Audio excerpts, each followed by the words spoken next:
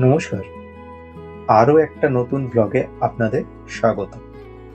এই প্রসঙ্গে একটা কথা বলি, এখানে প্রায় ১ বছর আগে গিয়েছিলাম। ব্যক্তিগত সময়াভাবে পোস্ট করা হয়ে ওঠেনি।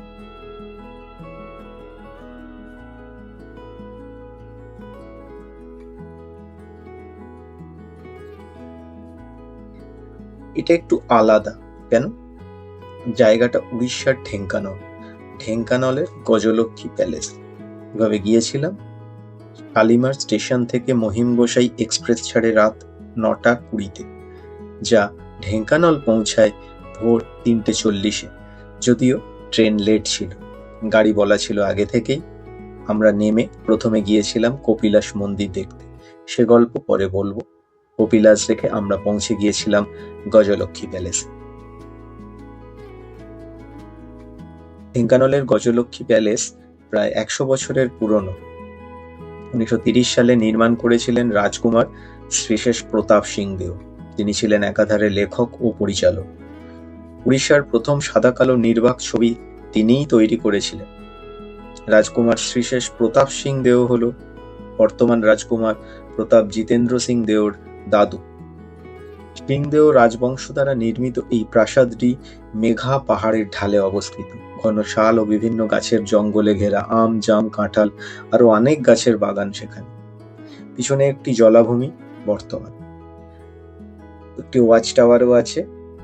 বর্তমানে এটি কুমার সাহেব জিতেন্দ্র প্রতাপ সিং দেও ও রানী নবনীতা সিং দেও দ্বারা একটি ঐতিহ্যবাহী হোমস্টে হিসাবে পরিচালিত হয়, যা অতিথিদের এই পরিবারের সাথে কাটানোর সুযোগ করে দেয় এবং প্রকৃতির মধ্যে বিভিন্ন অ্যাক্টিভিটিও এখানে আছে।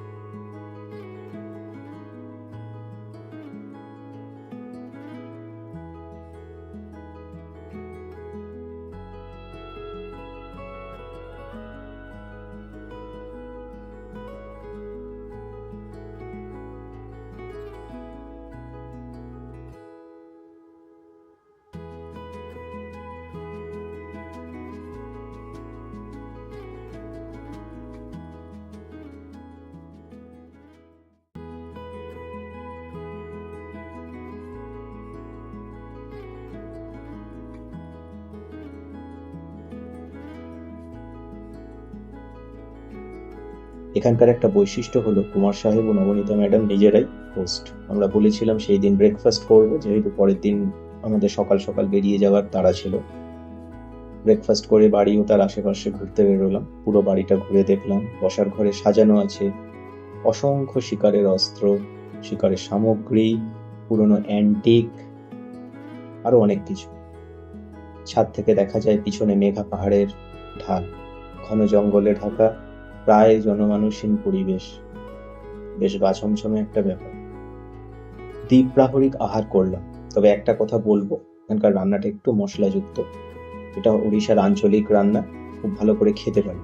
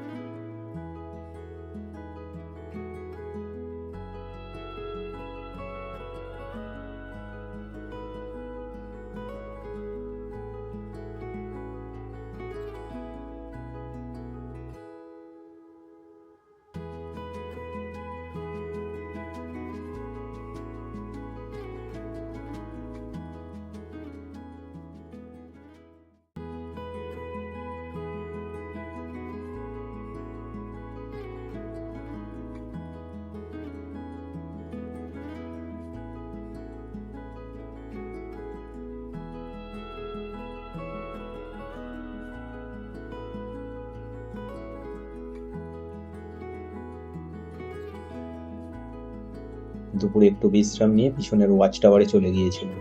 শুনলাম পড়ন্ত বিকালে সামনের জলাশয়ে জল খেতে আসে হরিণ, বুনো শুয়োর। একটি হরিণের দেখা পেয়েছিলাম বটে, তবে চোখের পলক ফেলার আগেই হারিয়ে গিয়েছিল জঙ্গলে। ভাগ্যদেবী সুপ্রসন্ন ছিলেন। রাঁধুনি ও ভৃত্য ছেলেগুলো হঠাৎ চুপ করতে বলল। কোনো আওয়াজ না করে দাঁড়িয়েছিলাম।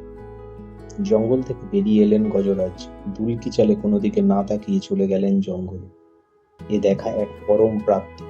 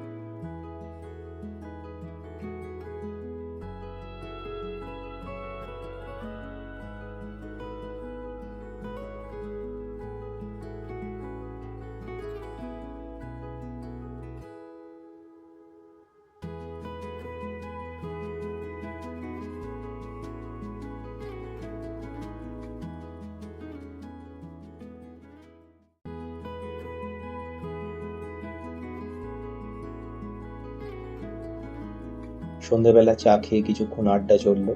ডিনার সেরে শুয়ে পড়েছিলাম যথারীতি। ঘুম আসছিল না। প্রধান কারণ ছিল বন্য পশুদের আনাগোনা। একটি চিন্তা তো ছিলই। সিংদেও পরিবার আশ্বস্ত করেছিলেন, তাও মনের মধ্যে একটা কিন্তু কিন্তু করছিল।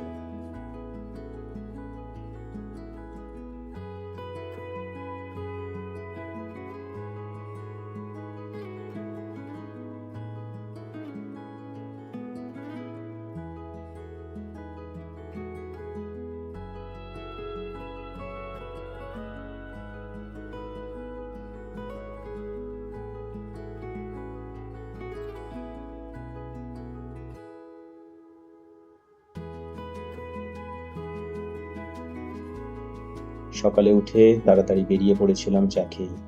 গাড়ি করে আমাদের গন্তব্য ছিল কটক স্টেশন, ফেরার ট্রেন ফলকনামা এক্সপ্রেস। অসংখ্য ধন্যবাদ। যদি ভিডিওটি ভালো লেগে থাকে অবশ্যই লাইক করবেন আর চ্যানেলটি সাবস্ক্রাইব করবেন।